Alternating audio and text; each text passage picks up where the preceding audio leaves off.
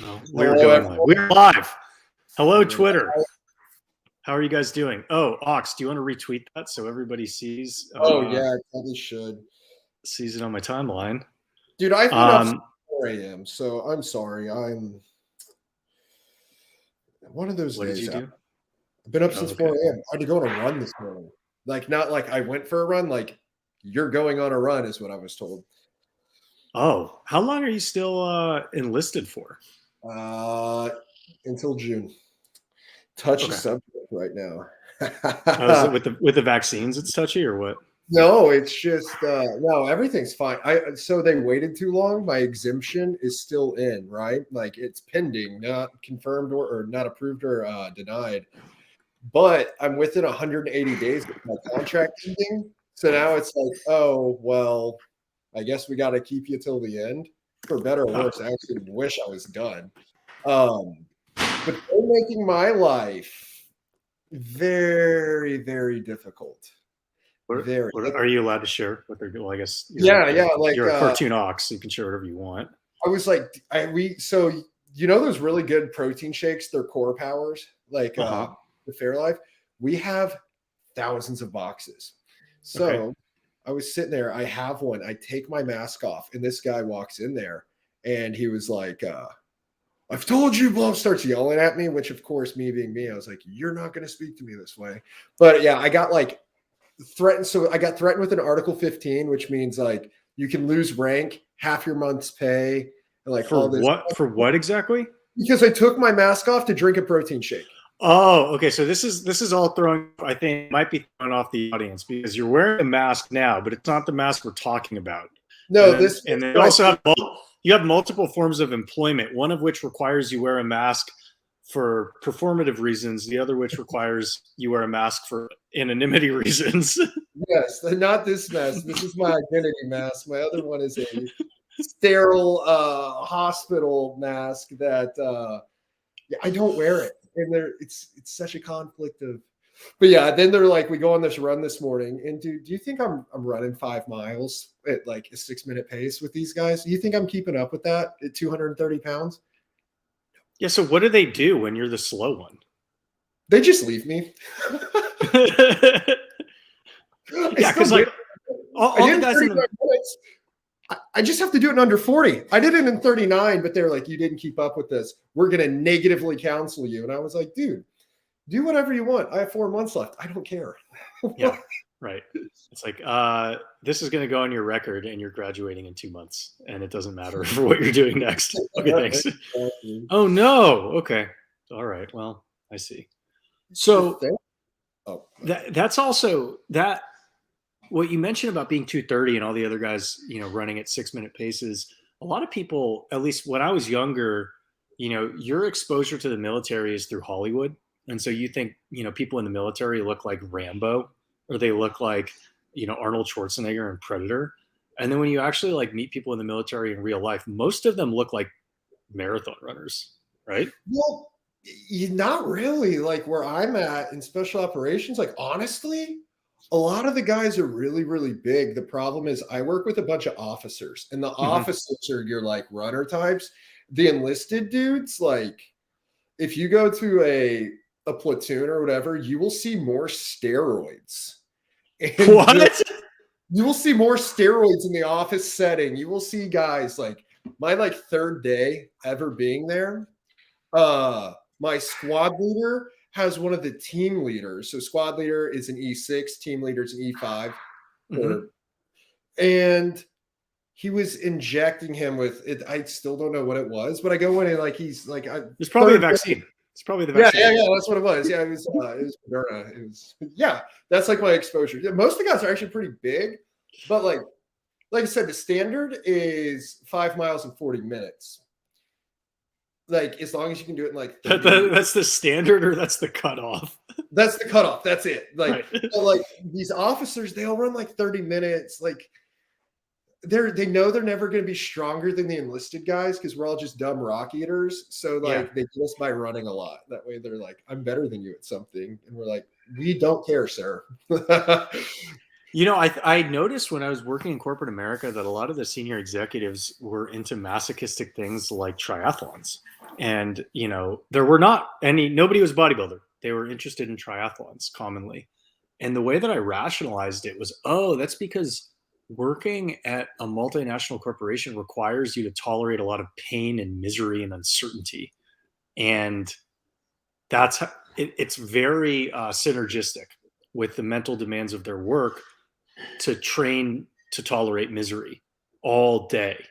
All day. It's just a misery tolerance exercise. They're just running a marathon all day anyway. That's what they're doing. Right. A different kind of lifting is it's a trait of the aristocracy. Dude, you know that the other day you favored it? I was like so late going to my office and I was like, haha, I'm gonna make a little play on the aristocracy joke. I got people were like, you're a douchebag, you scumbag. But like, really, if you think about it, if you work for a salary or whatever, and you have to show up to the office and you can get away with showing up late in that setting, not saying you're late for a client or whatever, but showing up to your meat space job late, that's a flex. Okay, let's repeat that for the listeners who haven't seen that tweet that you're talking about. What did you tweet? And I tweeted being late is a trait of the aristocracy. Right. It's true. It is. Yeah, objectively true. Like, do I try to be late and waste people's time? No, I value people's time, but like showing up to my salary job, am I going to show up late? Yes, because I value my time a lot more than they value my time. So right. The person who's late either has leverage or is a fucking idiot and misunderstands his leverage. Yeah, if you can be late, you know you can be late. The person who's late believes himself to have leverage, and his intelligence is the determinant for whether that's true or not. Yeah, like it's like you said, it depends on what you do, but yeah, like there's times I'm late to stuff, not because I'm like, oh, I don't care about your time, but it's like I'm busy. Like, hey, can we push this back? Not because, oh, I'm lazy, but because, hey, like I have stuff going on. It took longer than I thought, but yeah. But lifting is a trait of the aristocracy. See, running, the new aristocracy. It's the new aristocracy. Running is for the plebeians. It's the. I would call it more the proletariat. No, it's above the proletariat. It's the bourgeoisie. Running is for the bourgeoisie. Yes. Right. So running is for the outer party members who think they need to run a lot to get to the inner party, but they're never going to get to the inner party, except for like one or two of them. But that's just to fool the rest of them. The inner party people eat meat and lift weights. Yes. Those are the secrets. That's the secret. That's it. That's right. But yeah, that's one thing why we're here. And I'm so excited for this carbs. I have no idea on carbs. Like, I know that you like to limit carbs most of the time. Yeah. I'm going to give you a slippery defense. I feel like people might call me out on a lack of a straightforward defense on this, but I will say exactly what I think about carbs in general. So maybe before we go into the specifics for why we think what we think, maybe we can share our exact carb strategy, and I can go first, right? So my carb strategy is, if I'm trying to get leaner, the only thing that I'm concerned about is having more protein than carbs. And that's really on a weekly basis. It's not on a daily basis. So some days I might have more carbs than protein. But I really want to have a favorable ratio of protein to carbs. Reason being is that if I'm getting a lot of protein in and restricting my carbs, my caloric regulation tends to work without counting calories. So if you guys have been following me for a while, you know I do not count calories at all. I mean, I'm aware of how many calories I eat. I can name everything I've eaten in the previous 24 hours, but I do not eat according to a caloric schedule. I eat according to my cravings.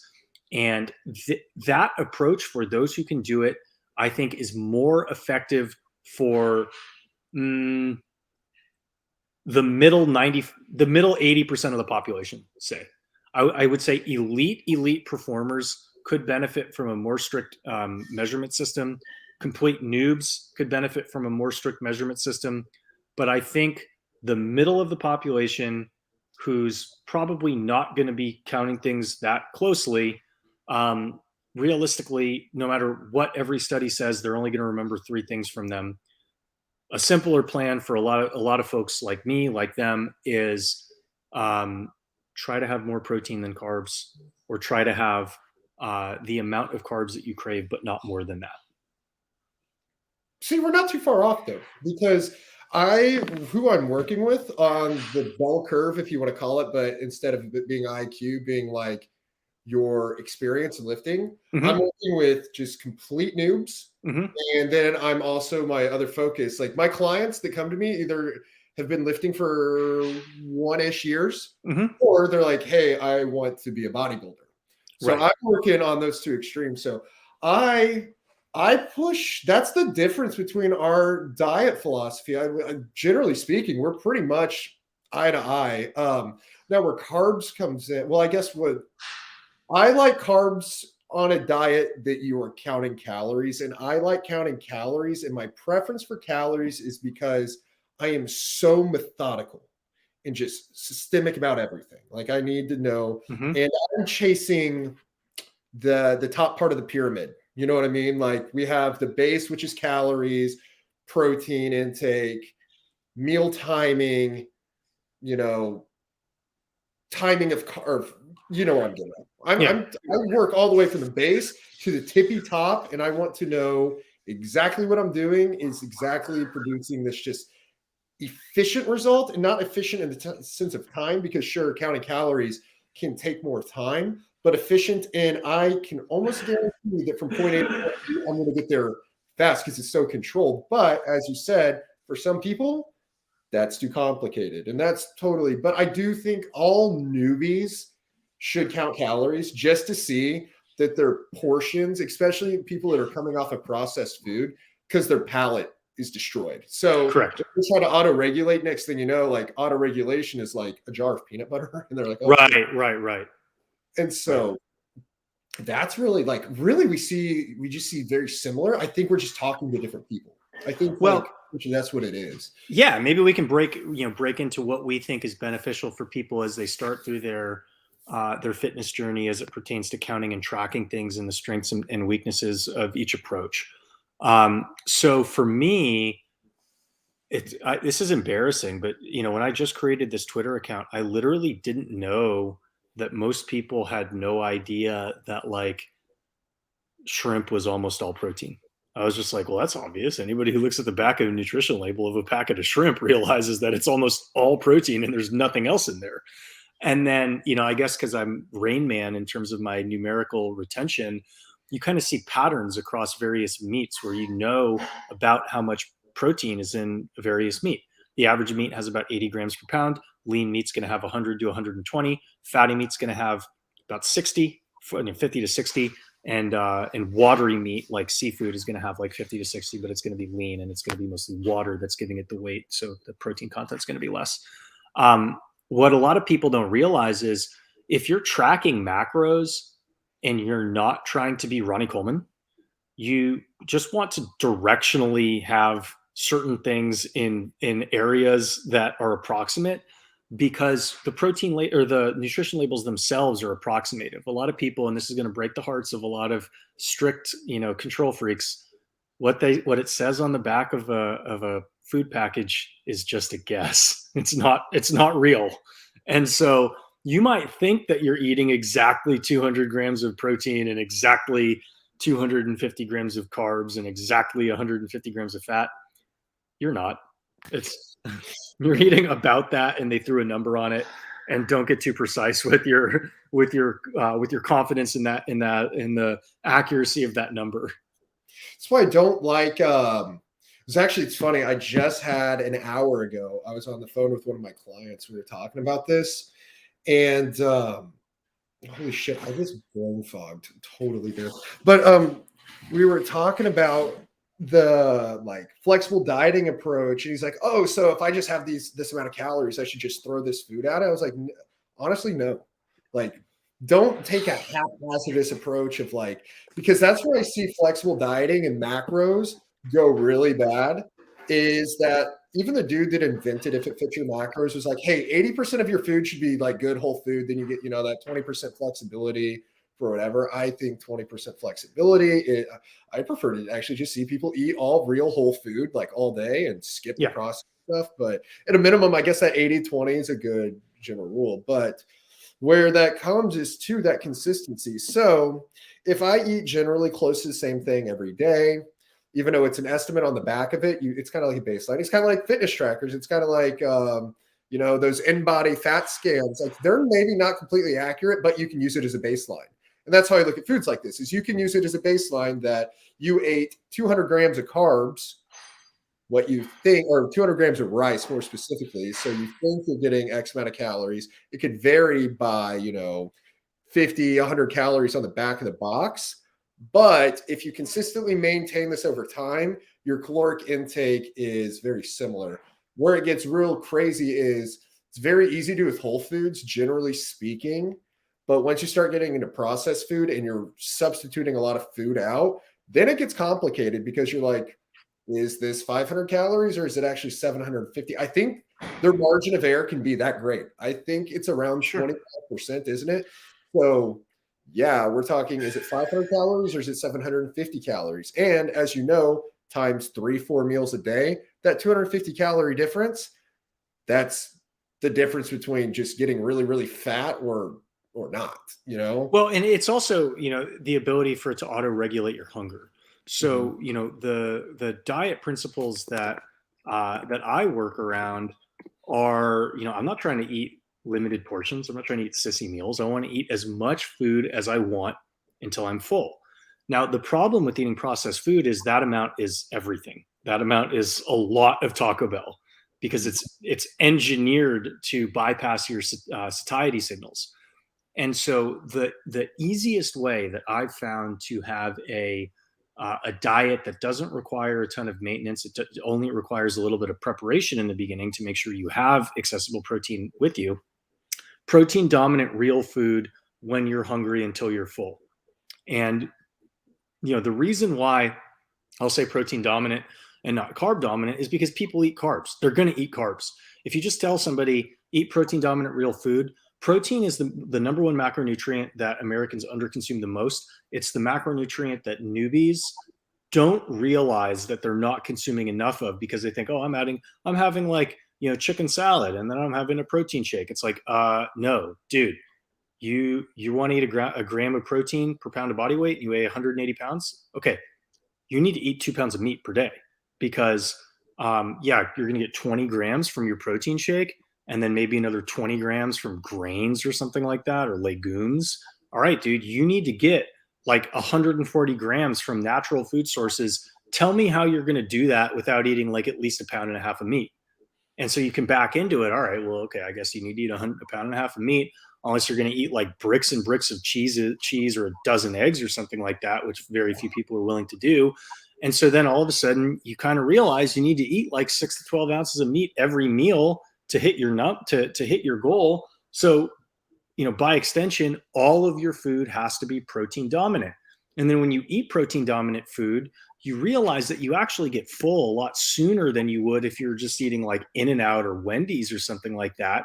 And then if you mix in a functional training program and you can manage your stress appropriately and you give it several weeks and you have a healthy metabolism, you'll realize that your sugar cravings go away, your cravings for junk food go away, your appetite's going to auto-regulate. So you're going to end up probably consuming less food without overtly trying to do it. And that's the diet that I've followed for the last 7 years. And I haven't had to track anything. It just works. That's what I did. I was following your cookbook and I was eating those meals and I was eating 500 grams of protein a day. What?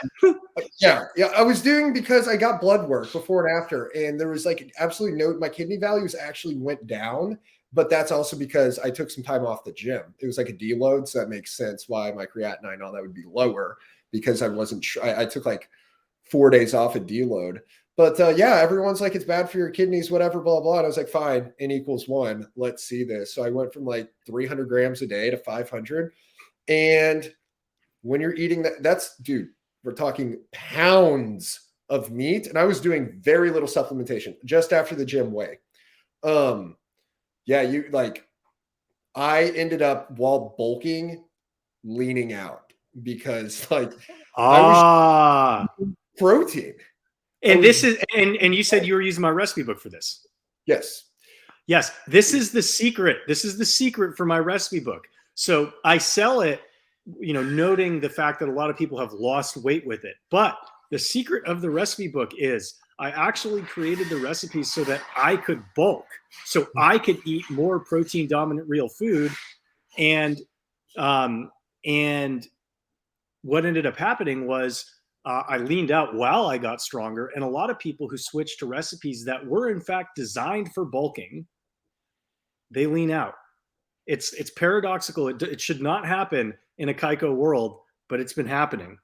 It's tough. It's tough. Like it's 100% tough because you're What's burning thermic effect of food. Protein is just it's 30% of your protein is actually burned away during digestion, whereas carbs is 5 to 10% of carbs. The calories are used then for digestion, and fat is 5%. So if you're eating more protein, your calories can be sky high, but you're burning 30% of that. Not to mention protein being converted to fat and stored is it's just not happening. Like you can cherry pick some example of how it's going to happen. It's just not going to happen. Like you can I always tell people, if you want a cheat meal and you're just craving something because you're leaning out, you're trying to lean out hard, just go eat 4 or 6 ounces of chicken, put some spices on it, no calorie spices right there. Yeah. You will not, in theory, I say in theory, but I've seen it happen all the time. You will not slow down any fat loss progress, even though you just added a few hundred calories, and you get to satiate that, like, oh, I'm hungry. And that's protein is, you're right. No one eats enough protein because in the beginning, because you're so used to hyperpalatable food, it's hard because you're used to something tasting like, Cheez-Its, Cheetos, like Cheez-Its or like a Cinnamon Toast Crunch. Like, they're people's jaws. It's funny because they eat all these soft foods aren't even developed enough. It actually is sending signals to their brain that they're full because they're chewing the meat more because they're used to this mushy food. That's actually a thing. Like it actually, so it takes them longer to break it down, which is actually what you tell people who are trying to eat less because it slows down the digestion process so you feel full and so they can't actually eat enough. So think if you're eating the traditional American diet, like I'm thinking like, mashed potatoes. I love mashed potatoes, but not like the kind people are eating, how it's not real food. It's all mushy. It's all really easy to eat. Well, now go to eat meat. Now you're actually chewing. Yeah, that's like, am I saying this is like the biggest reason why? No, but that is a contributing factor why a lot of people are like, I just can't eat protein. It's like, well, because you're just not used to eating. Like you've been eating like fake food, or your food tastes so artificially good that you can keep on eating it. And now you get something that is not artificially engineered to bypass all of your satiety signals. Yeah, you're not going to be as hungry. But I find people that go on the whole food diet, they literally have no problem eating protein. 300 grams a day, no problem. Absolutely no problem. That seems a little high, but yeah, like 200. I could see 200. 300 is a lot, dude. I'm specifically thinking I have a 161-pound client, and he eats raw liver. He eats a bunch of crazy stuff. I love raw liver's not that crazy. Just he sends me like pictures. He's like, "Look, I'm about to eat raw liver like right now, just cut up as a snack," and I'm like, "Okay." I started doing raw liver like 10 days ago. Because I it, but I just swallow it. I swallow it like a pill. I'm not trying to eat it or taste it. I'm just eat it like a multivitamin or something like that. But yeah, that's the thing with with how people get really complex and they try to get scientific about calorie tracking this, and you can do that. Like especially if you're new to it and you don't understand anything and you just want to start with basics, then yeah, it would be helpful to understand like what a calorie is and how many calories are in various foods and how many calories are in a gram of carbs and all that stuff. But, as far as diets for living, the diet that I've followed, that I preach, that I work with, work on with others, is, how can we create a framework that affords you maximum flexibility? Like, how do we idiot proof it? Right? Because we like going through life kind of not having to think that hard about things. So what are the few things we can do to idiot proof a diet? And I think the few things you can do to idiot proof a diet are protein dominant real food, number one, because it's just harder to fuck that up than it is any other diet. Um, Minimize sugar consumption to only when you crave it. I think if you completely cut sugar out, you're going to end up relapsing. So I don't think that that's a sustainable approach. But I do think that an approach around, basically treating sugar like a drug and consuming it responsibly is probably, a more effective approach that people can have. And then training intensely, getting your sleep, managing your stress. And if you got all those things going on, it's going to be really, really hard to be like 30 pounds overweight. Yeah, it's not going to happen. And I'm actually a midwit. When it comes to dieting, I do get so in the weeds. You already know that I sit there for like 8 hours a day and spur that on my computer on PubMed, freaking whatever. Not really that extreme, but that's why I do. The thing is, both of our ways work. For some person, it's going to work. They want this flexibility. And then there's neurotic people like me that want to track. And that's what's beautiful is that either way, fortunately, as long as you're eating healthy, guess what? You're gonna have results. But I get so in the mood because, and I'm also in a sport where 10% extra edge is first place or second place. Right.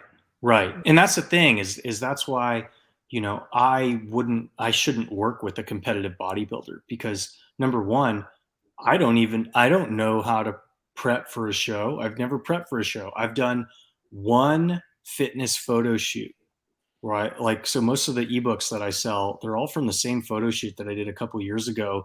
You know how I prepped for the photo shoot? I was like, oh, I'm looking pretty ripped this week. Let me get a cameraman on me. And then I'm like, oh, okay, I got shoots on Saturday. I guess I should go get a fake tan or something.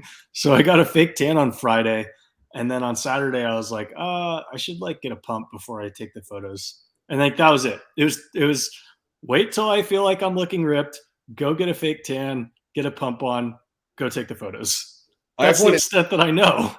I have one in 6 weeks and it's planned out. And then week into it, glycogen depletion, and then a little bit of sodium and water manipulation, and then day of carb load and all this. Like I have, because it's actually pretty crazy. You can manipulate your body when you're lean, not if you're bigger, but if you're lean, you can manipulate your body to where you visually look like you lost 2 to 3% body fat, like pretty much overnight. It's pretty crazy. All to do with glycogen and water manipulation. Water retention. Yeah. Yeah, that's funny because I've got a photo shoot coming up and it's like I have it planned out to the T. And then obviously a show, which gets even more crazy. Some guys, I've never done it because I like my kidneys, but some guys even use like diuretics, diazepam and all that. Like, I mean, coffee's a diuretic too.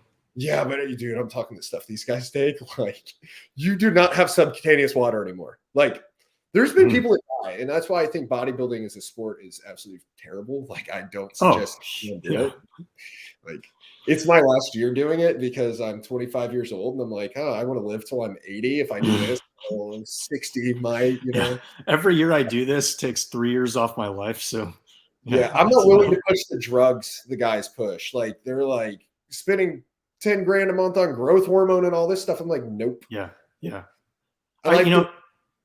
Nassim Taleb tweeted something the other day where I would have blocked. But as much as like I disagree with some of the stuff he said around COVID, I also acknowledge that the guy's smarter than me. So it's possible that I'm misinterpreting what he's saying. So I at least want to keep an open mind as to the possibility that that's going on. So he tweeted about how optimizing, how it's like less healthy to optimize for single performance points. And I've noticed this even for myself. Like I would probably have a longer life expectancy if I were fatter. People can look at me with my shirt off and like, oh, I want to be ripped like Alex. But the reality is my cholesterol is probably too low. I don't do anything to have it low. Like I eat loads and loads of butter. But if you look at the mortality risk of people with cholesterol as low as mine, it's higher than somebody who's like has a 250 level cholesterol And I don't know if it's genetic. I don't really know what it is, but my cholesterol is just pretty low. I would like my cholesterol to be higher, but even when I was fatter, my cholesterol is fairly low. So I have no idea. Like, if you look at my diet, that diet is supposed to go with the 300 level, total cholesterol level, and my total cholesterol is like 140 or something like that. Predominantly HDL. So my LDL is just like, no doctors told me that it's too low, but I can look at a curve. I don't need a doctor to tell me, how to read a chart. And the chart says I benefit from having higher LDL cholesterol. But the point Taleb was making was that if you optimize for a single point, it's less healthy. And I quote tweeted it saying, like, yeah, competitive bodybuilders are a great example of this, because at one point they were ostensibly beacons of health. But if you actually look at competitive bodybuilders now, they probably have a lower life expectancy than an obese sedentary person. Dude, like 30s, dude. Is that right? 30s?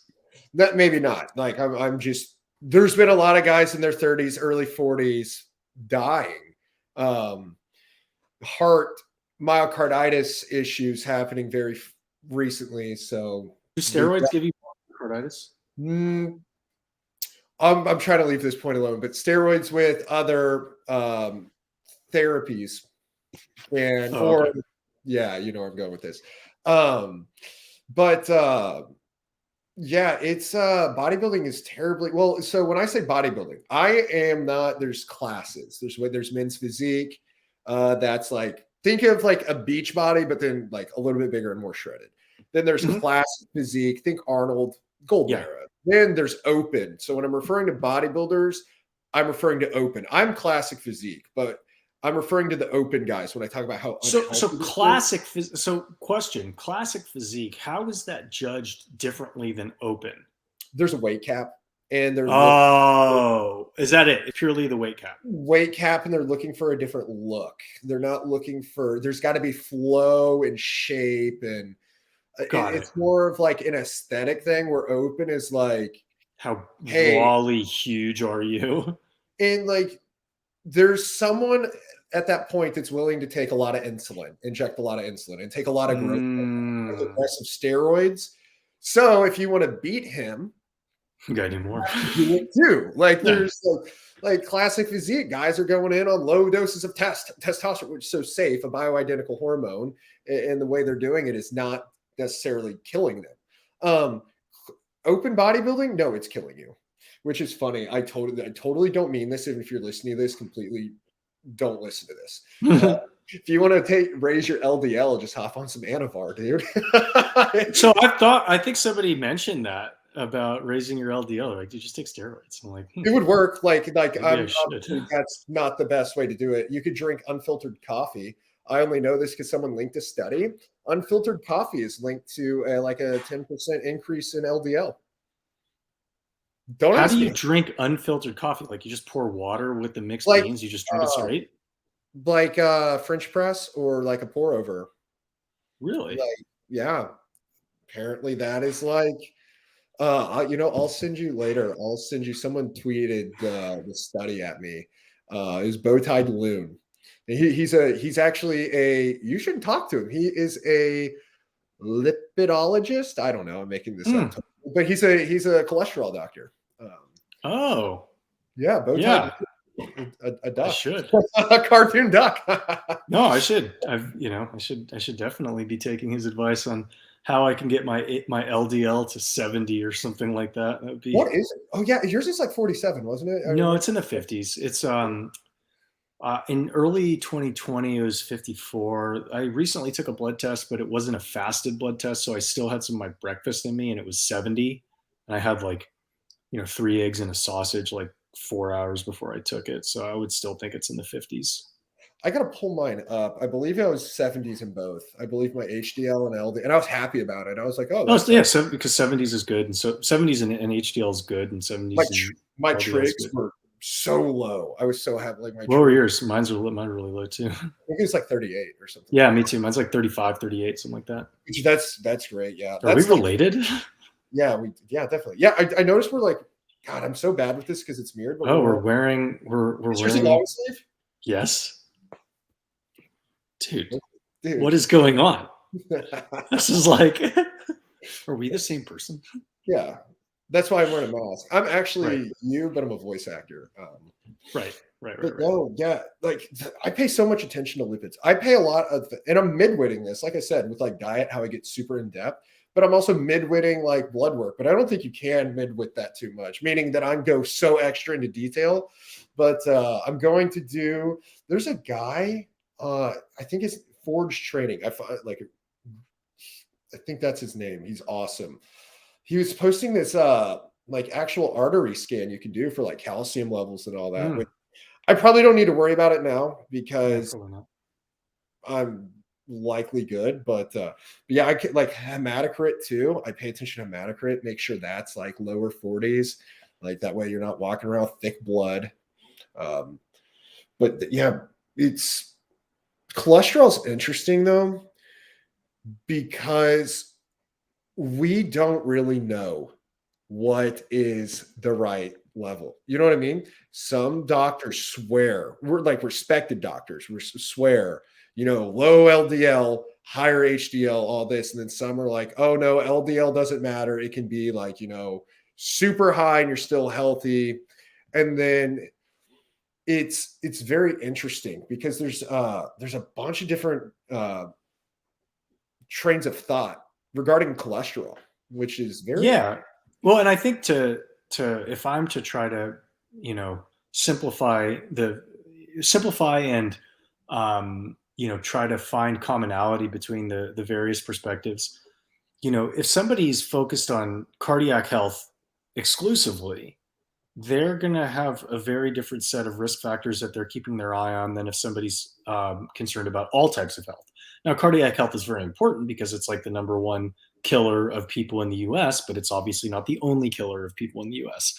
So I would imagine that the optimization points for your cholesterol to avoid a cardiac event are different from your optimization points for cholesterol to avoid, say, a cancer diagnosis.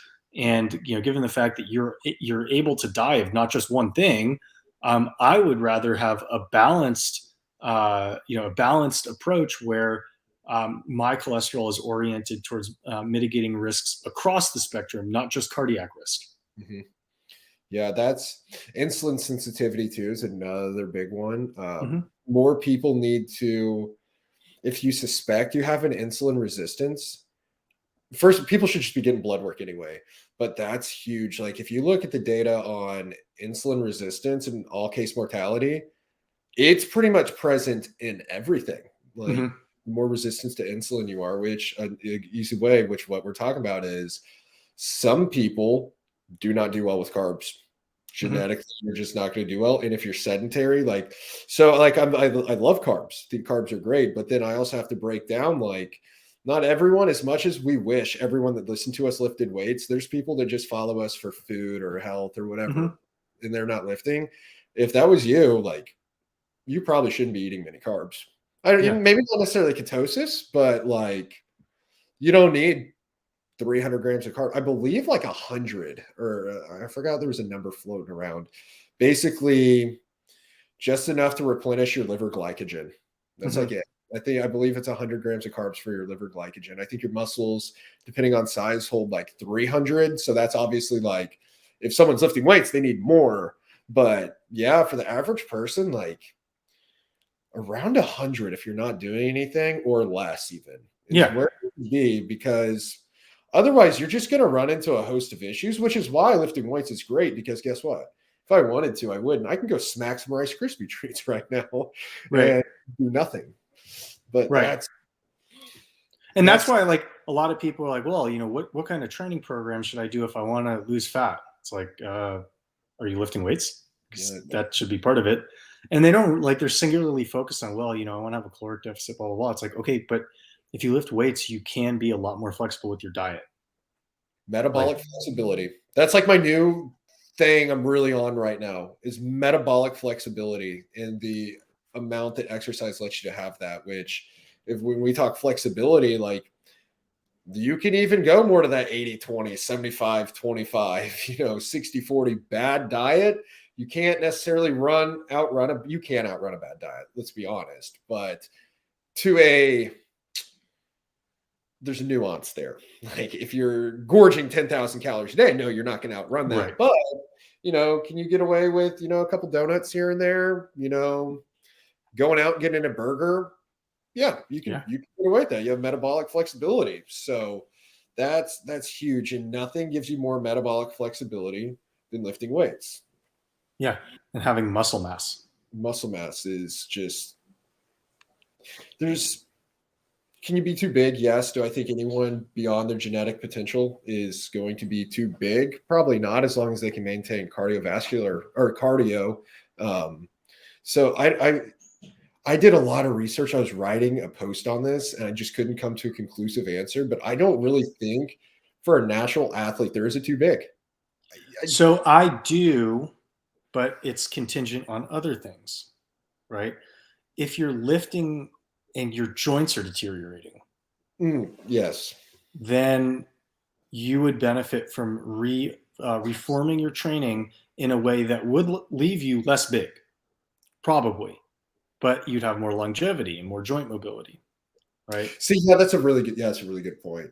I'm thinking in like a perfect world scenario where you do your cardio, whatever, no joint issues, whatever. I don't see a point where muscle mass, maybe you die younger a couple of years, but your quality of life because of avoiding muscle loss is going to be much higher. And I would imagine on the extreme ends, you have mobility issues, right? And which could, um, you could have like circulation issues, I'm guessing, right? Because like the bigger you get, um, it's like adding leverage to a trading portfolio. If your portfolio is perfectly constructed and you add leverage to it, awesome. But what's the chance your body's perfectly constructed? There's probably some abnormalities to it. And if you augment those abnormalities, at some point, the return of that could go negative, right? So most people are never going to get in that camp. 99% of the people listening to this should just ignore what we're saying because you're never going to get there. But, That's more or less where I'm going with this. Is you just won't get too big. You won't get too big. Right. Right. But then also with that, like what you're saying, that 99%, there is that 1% genetic outlier. Like Ronnie Coleman at some point was natural and was bigger than I will ever be. Right. And that's probably too big at that point as a natural. So yeah, I guess there's a little asterisk there of like, as long as you don't have elite top 0.1% genetics, but no, like I bring that up because I do get that as much as like it's a meme and it's a joke. Like I don't want to get too bulky. And then intelligent people too will ask like, hey, like I'm worried about longevity, blah, blah, blah. And it's like, it's almost the same question, just asked packaged in a smarter way. But it's like, you will know if you get too big past the point where it's going to start affecting your longevity, you're probably doing it on purpose. Like it's not really going to accidentally happen. I don't think that people accidentally wake up heavier than what's comfortable for their frame. Right. But I think it takes people a while to course correct if they're on a bad program. And it's because you get used to doing the program, you get used to the strengths and weaknesses of the program. So you could end up going months or even years on end where you're improving something that doesn't really need to get improved, but the cost of that improvement is actually something that is accumulating debt on your body. So if you're continually losing shoulder and hip mobility so that you can squat and bench heavier, I'm sure a lot of people listening are losing shoulder and hip mobility so they can squat and bench heavier. Probably that's not the smartest thing to do for longevity purposes, right? So you can put an asterisk around your lifting to say, I want to get as strong as I possibly can in these lifts, but I'm not willing to lose joint mobility to accomplish it, or as a side effect of it. You're absolutely right. I get labeled as like this giant meathead. If I feel something's not good for me, and even if I know it can add some more tissue, I won't do it. Like, oh, this hurt my elbow. That exercise is done. Like, I feel discomfort. Exercise is tossed. It is. I'm fine with where I am size wise. Tossed. And I wish more people. That's the biggest. I always say this. I'm such a hyperbolist person, but one of the biggest issues I see is that a lot of people think they have intent in the gym and they have a goal, but they really don't. They haven't sat there and really deductively broken down what is it that I truly want out of the gym? Not just like, oh, I want to gain muscle and get bigger, but like, I want to gain muscle while keeping mobility, while experiencing no joint pain and improving movement patterns and this. And then if you look at someone's program a lot of the times and then what they truly want from lifting, the desired outcome, a lot of times it does not line up. Oh, for sure. It's like, I want to be healthy, feel really good, be mobile and all that. And then you look at their program, they're benching, flat bench twice a week. Right. I do have something almost inherently with flat bench, but it's like, okay, this isn't the best exercise. There are risk factors here with bench. And you could alternate with something much safer if this was your goal. You don't have to do this because everyone else is doing it and you think so. There are so many better ways you could be doing this if you're truly going to work to your goal. Like I always tell people, there's no absolutes in training. There is none other than progressive overload, get enough protein, and be consistent. That's the absolutes. Beyond that, exercise selection, whatever you feel like, whatever's going to load and target the muscle correctly and works with your biomechanical structure. And a lot of people just don't work to their true goals, I feel. I think a lot of it is because of how people think, taking it back to the education system. So the education system treats everybody like they're average, right? And so they'll say, okay, so this study says that these people who perform these exercises in these rep ranges, the mean result was this. Whereas if they perform them in this rep range for these exercises, the mean result was that. Therefore, this program is better than that program. And then somebody reads it and they say, oh yeah, that program did elicit better results than that program. What they aren't qualifying for is explain to me the variation of the participants in the program, right? Who had the best results in the less good program? What's different about them than the rest of the people, and how come they had better results on a program that otherwise didn't do well? And did you have people in the bad program outperform people in the good program? If so, what's different about the people who underperformed in the good program? Would they have benefited more from being in the bad program? And I think the over-reliance on averages and believing that you're just 50th percentile median in everything without actually checking if you're 50th percentile median in everything is just a foolish way to go through life. Unfortunately, a lot of people who think in an institutionalized manner don't realize the idiocy of that path. Absolutely. Because we always joke all the time, if you went off like the pure most data and research papers out there on training, our training program shouldn't work based off some of those. Like people could say we don't do enough volume, we don't have this because XYZ study published by whatever university says that for optimal muscle growth, you need 20 sets per whatever, and we're doing 12. And it'd be like, oh, but then me and you could hop on this and start doing, whatever prescribed on that, and we will not get a good result. And that's where you're getting at is like, there's so many variables too that go into it. It's so insane.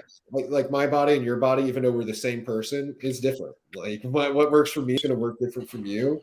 Right. So a lot of people need that N=1, that self-experimentation that comes with just not just being in the gym and doing and working out, but being in the gym and thinking about what you're doing. And that's the big thing. Like I always say, I don't really do anything without asking why.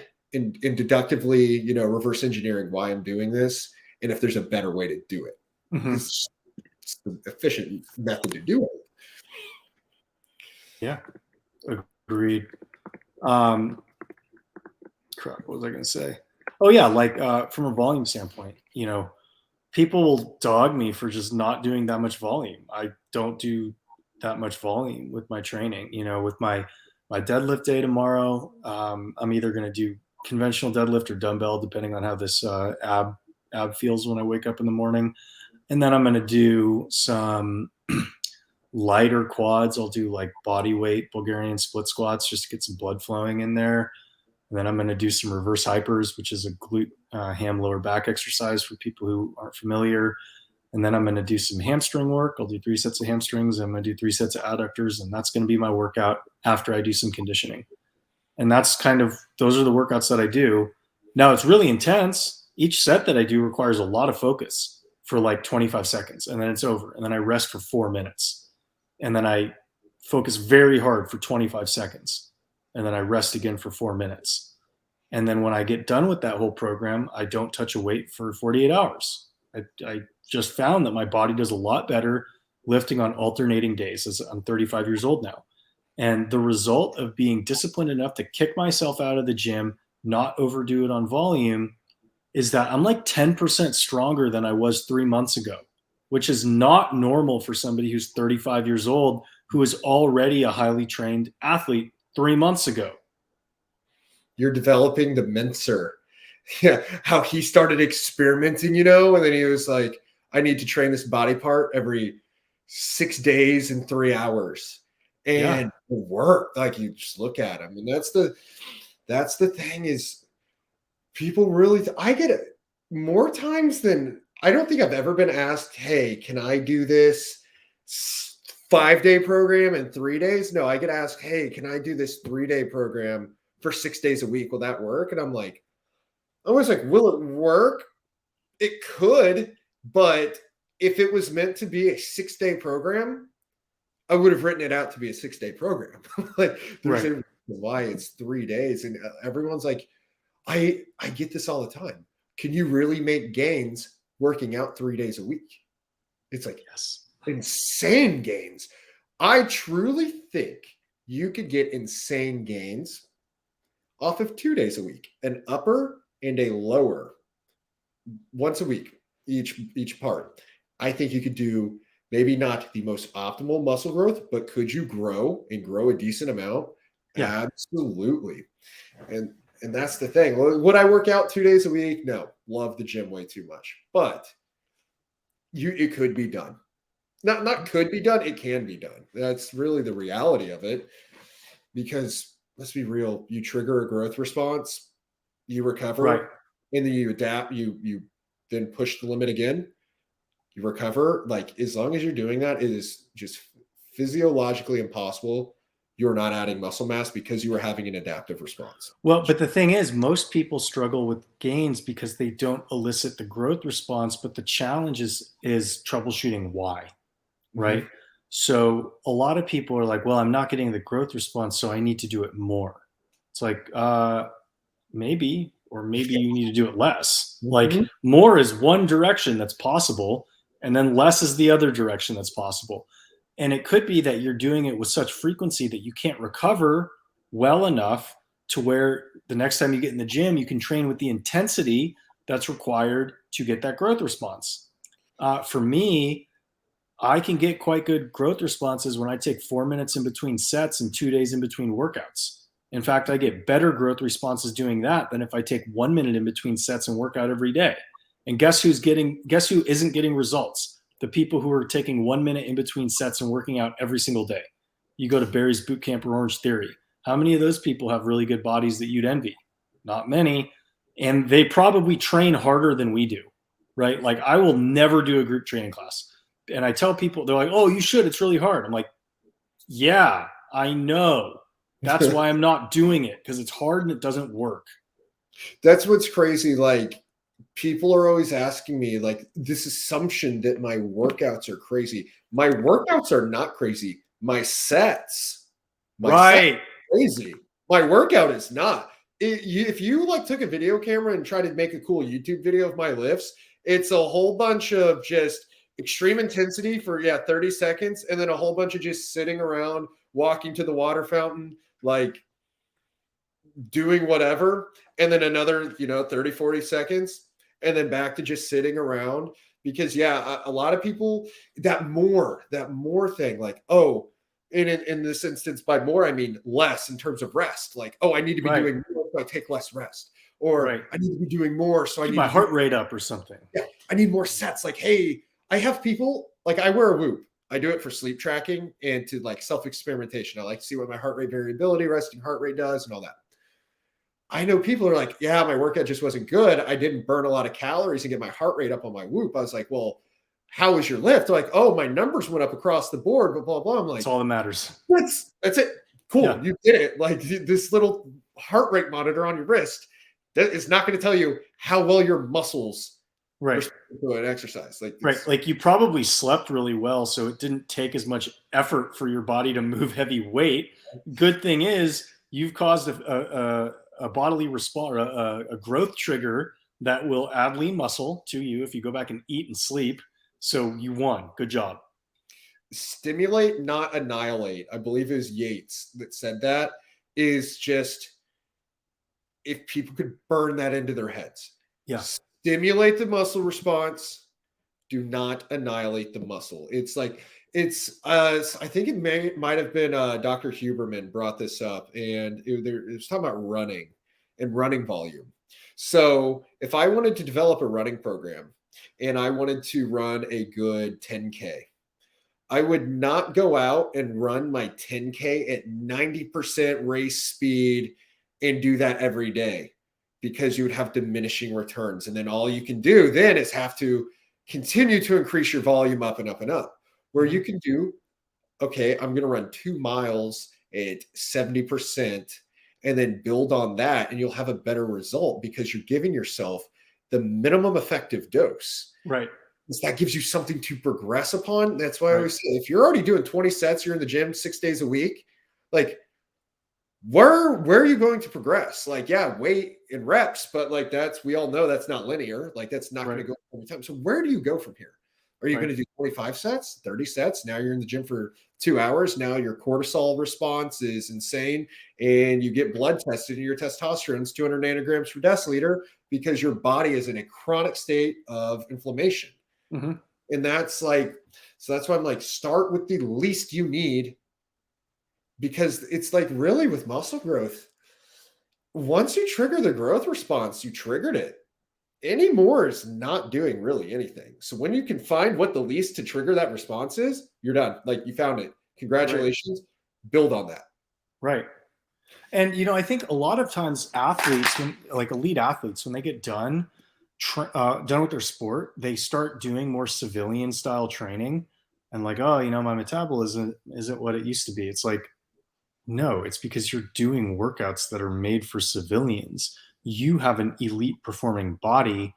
If you continue to lift heavy weights and run fast, you would look like Shannon Sharp looks like at 50 years old, right?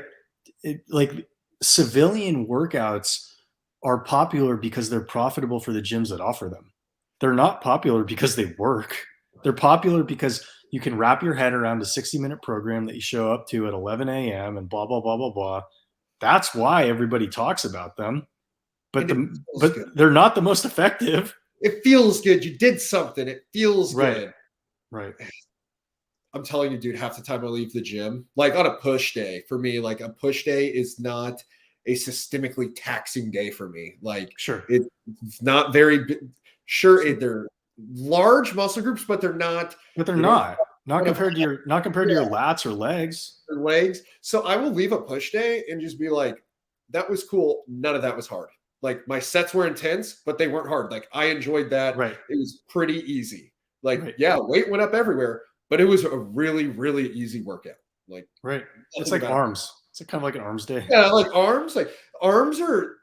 Everyone wants to train and get huge arms, and it's like they are very tiny muscles on our expenditures. Like, I really think after your compounds and everything, like on a push day, after you've hit chest, shoulders, and a tricep compound, you need like maybe one more tricep exercise for maybe 2 sets, and your triceps are fried. And a lot of people will continue to do arm isolation, and then guess what they do?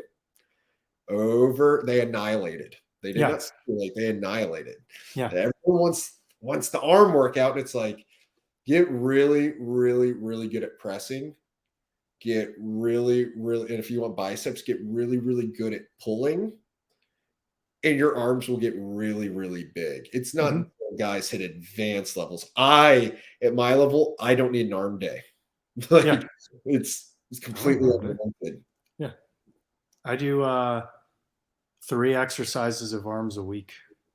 Exactly. 6 sets of tris and 3 sets of biceps, and that's it. Exactly. It's not a muscle that needs to be just hammered. Like I had a coach put me on an additional set of biceps on my leg day. He's like, yeah, this is cool, but also I want your body more warmed up before you hit legs. And I thought this would be fun. Like that was his thinking on it. Like, not like, oh, like, this is going to change the game. It's just like, oh, yeah, let's get a little bit extra volume in one set. But like that one set was enough that I saw pretty serious arm growth.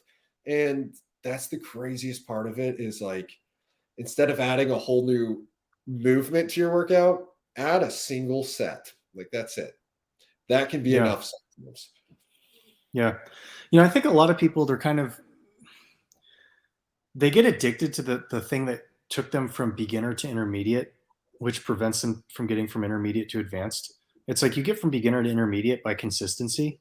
And so you think, oh, well, if I was consistent, then if I'm twice as consistent, AKA twice the volume, then I'll have twice the results when I'm no longer getting results from the consistency that I established to get from point A to point B. It's like, okay, that's a good thought, but does the data does reality line up with the hypothesis? Because if it doesn't, you need a new strategy, and it won't. So here's the new strategy. You need more effective workouts. You don't need more workouts when you're at the intermediate level. You need more effective workouts. You need to, I work with people and I tell them that I want each set needs to be intense enough so that you can't think about doing another set of a compound lift at least for another 3 minutes. And what do I do? I like get bored. It's like, no, you're not lifting hard enough. If you're bored in between two sets of a compound lift, and it's been 2 minutes and 45 seconds, you didn't try hard enough on your previous set. Because if you're trying hard enough on a compound lift, it's kind of a full body lift. You're engaging your core, you're engaging your glutes, you're engaging your lats, irrespective of what that compound lift is. You're using most of your body to accomplish it. And the only way you're going to get bored in between sets is if you didn't actually use your entire body to execute the movement. Yeah, I get into my sets are so hard that after the sets, I'm almost in like a daze. Yeah. That like I'll just kind of roam around my like it's not weird to do it at my gym because it's a big bodybuilder gym, but like just roam around, walk around, just kind of like, yeah, in a daze. And I was tweeting about it. Don't get me wrong, on an easy workout or whatever, I will sit there on my phone in between sets. Oh, me too. I'm always on my phone at the gym. Always on my phone. Yeah. But on a hard workout, like legs is kind of what I'm thinking. I won't even touch my phone and it's like a flow. And next thing you know, I was there for 45 minutes, but it's like in my head, I was there for 5. Oh, but wow. You go into that daze. It's got to be because I just completely lose all the oxygen in my brain and they go quads. But yeah, I actually lost a good deal of brain cells when I was in there. That's why I felt like it was 5 minutes. I'm hypoxic right now because all the oxygen is in my legs. But oh, have you ever had it's called your vagus nerve? Have you ever overstimulated that? Did you tweet about that? I have no idea even what that is. A vagus nerve. It's within your spinal column, and it's this nerve. And if you get too much pressure on it, that's what makes you throw up, feel sick, just like disgusting in the gym. How do you put too much pressure? So fortunately, no. How do you put too much pressure on that? Not breathing right, straining too hard. Like people that squat, but instead of like using their legs, like somehow through some type of biomechanics, they got the squat up with like their abs. Like that's not even a good example. But like they tensed the whole way through the movement. Like it was not a leg movement. It wasn't like full body in the sense of squats is kind of a full body. I'm saying like their whole body was like about to explode. Yeah, it can cause this to overstimulate. And then, yeah, it's what makes people like legitimately feels like you have the flu. Just a fun fact. For how long? Dude, it can be like your workout's done at that point. Like you just need to go home. Like, but it goes away after a couple hours or something. Oh, yeah. Like a 4-day thing or something like maybe like 10, 15 minutes, but like your workout's done. Like, I got COVID at the gym, but it was got the 45-minute COVID. Yeah, dude, I've done that. Squatting.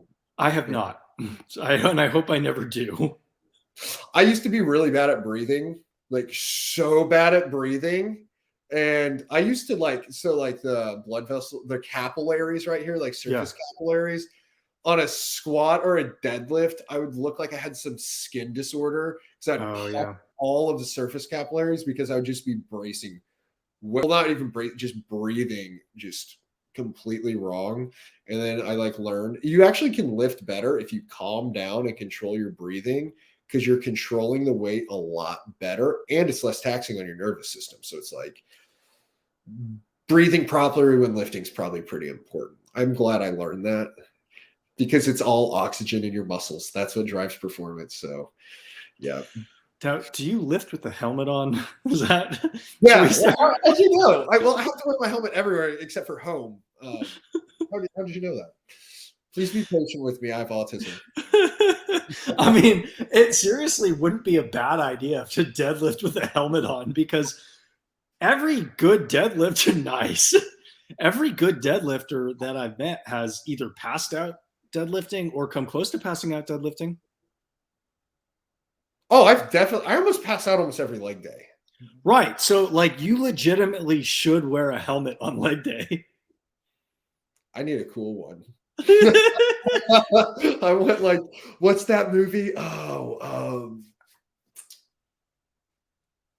Full Metal Jacket. Full Metal Jacket. No, they race like box cars. Is that the word I'm looking for? No, you know the one I'm talking about. It's like so famous. It's like, and maybe I know. I don't know. It starts with speed. I don't know. I'm not going to say Speed Racer, but like you're legitimately at greater risk of a brain injury on leg day than you are riding a bike. Yeah. So if you wear a helmet riding a bike, you should wear a helmet on leg day. I don't wear a helmet riding a bike. Well, okay, but if you did, I wouldn't necessarily have thought you did. But yeah, why is that guy wearing a helmet? Oh, he's special. Now that you brought it up, I'm just gonna do it one day, and I'm gonna go to a different gym than my gym. And I want to see if someone comes up like, "Hey, man," no one will because the implication of like if something they'll think you had a traumatic brain injury. But if someone does come up with me like, "Why are you wearing this?" She's like, statistically, a higher chance of having a brain injury here than riding a bike, and just wait for the reaction. Just say that and just shut up and just be like, look at him with big eyes, like, what do you got to say there? Yeah, like I remember I was deadlifting a few months ago, and I finished my set, and then I just took a knee because I didn't like black out or anything like that, but I felt like I should get close to the ground so that I can to minimize the distance that I can fall if I have to. And I think I was with Mr. Medici at the gym, and I think he thought I was like joking around or something. I'm like, no, I need to be here. This is the spot I need to be in. Oh, dude, yeah. Well, that could be that could be vagus nerve overstimulation too. Could be. Yeah. It doesn't happen. It doesn't happen, it might happen next time I deadlift because I'm going to deadlift heavy, but it's not like a everyday thing. If it's happening every day, something's probably wrong with what you're doing. But yeah, mine doesn't happen often, but what happens to me every single leg workout, like without fail, is I usually do a set of 20 on my compounds. Mm-hmm. And it is still heavy weight relative. It is slow down, more explosive up, but just the slow controlled. And then for my last handful, I do just constant tension. So maybe not, you could call them partial reps. They're not really partial reps. It's more or less like I'm thinking a hack squat here. I go down all the way, but I don't go up all the way. I just keep the constant tension. I will get done with that set. And it's funny. It doesn't hit me for like literally 2 minutes. After I finish it, my heart rate's up and I'm breathing heavy. And then out of nowhere, here comes the lactate and everything. And holy shit, it will feel like I have a blowtorch.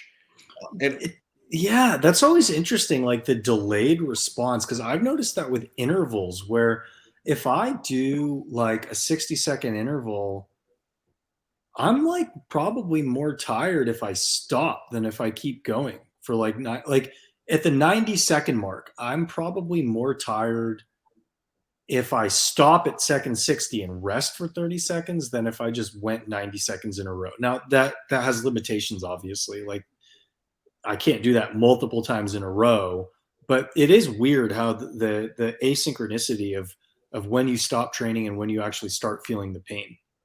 Yeah, I've never tried this. Maybe I will. Probably a terrible idea. I want to see what happens. I'll make it a cluster set.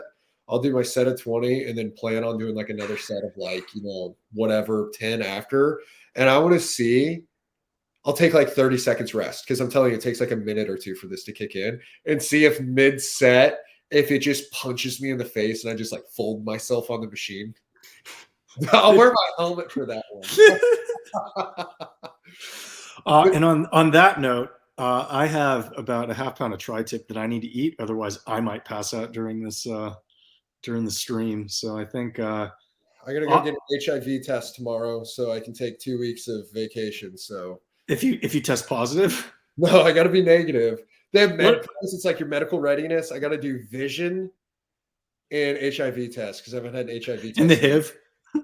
Yeah, but I've been married now for 4 years, so I'm assuming, knock on wood, good faith with my wife here. I'm probably good, but well, you might have to have a conversation with her if you're not. Wish me luck, guys. Good luck, Ox. I don't think Oxes can have HIV, but we'll find out.